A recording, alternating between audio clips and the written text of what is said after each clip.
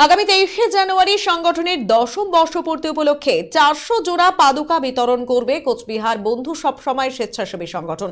এছাড়াও কোচবিহার শহরের 18 নম্বর ওয়ার্ডের রানীবাগান সংলগ্ন তোষা নদীর ফাঁসিরহাট চত্বরে সংশ্লিষ্ট এলাকার শিশুদের নিয়ে প্রতিবারের মতো এবারও বার্ষিক ক্রীড়া প্রতিযোগিতা করতে চলেছে কোচবিহারের স্বেচ্ছাসেবী সংস্থা বন্ধু সবসময়। শুধু তাই নয়, এই প্রতিযোগিতায় অংশগ্রহণকারী শিশুদের মধ্যাহ্নভোজনের আয়োজন করা হয়েছে ওই দিন।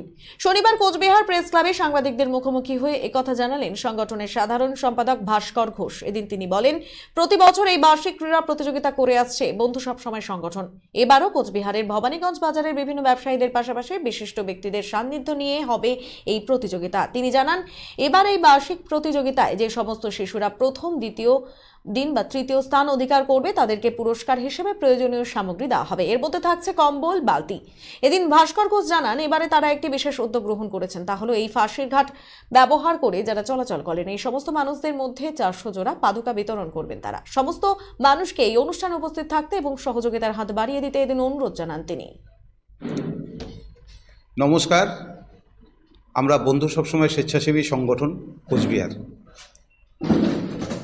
মূলত আমরা স্বেচ্ছাসেবী সংগঠন সেভ ওয়াটার সেভ লাইফ অর্থাৎ জল বাঁচাও জীবন বাঁচাও এই কর্মসূচিকে সারা বছর আমরা তার উপর বেস করি আমাদের এই সংগঠন।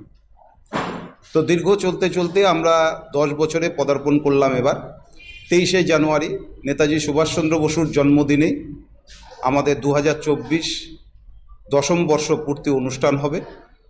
সেই 10ম বর্ষ পূর্তি অনুষ্ঠানে আমাদের এই পাটাগুড়া রানীবাগান এলাকার ফাঁসির ঘাটের চরে আমরা ওইখানকার ওই এলাকার ক্ষুদে শিশুদের একটি বার্ষিক ক্রীড়া প্রতিযোগিতা প্রত্যেক বছরই চলছে।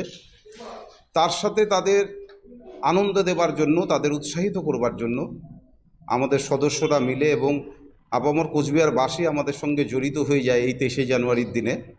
কারণ কি, যেহেতু আমরা 10 বছরের প্রতিষ্ঠান, তাই আমরা সেই দিন কোচবিহারের সমস্ত ব্যবসায়ী থেকে শুরু করে বিভিন্ন মহল আমাদের ডাকে সাড়া দেবে এবং আমরা তাদেরকে নিয়ে আমাদের যে অনুষ্ঠানটি হবে সেটা হচ্ছে হলো বার্ষিক ক্রীড়া প্রতিযোগিতার পাশাপাশি মধ্যাহ্নভোজের।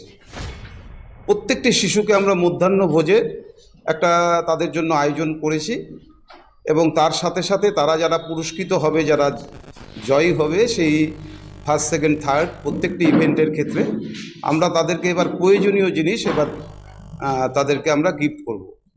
তার মধ্যে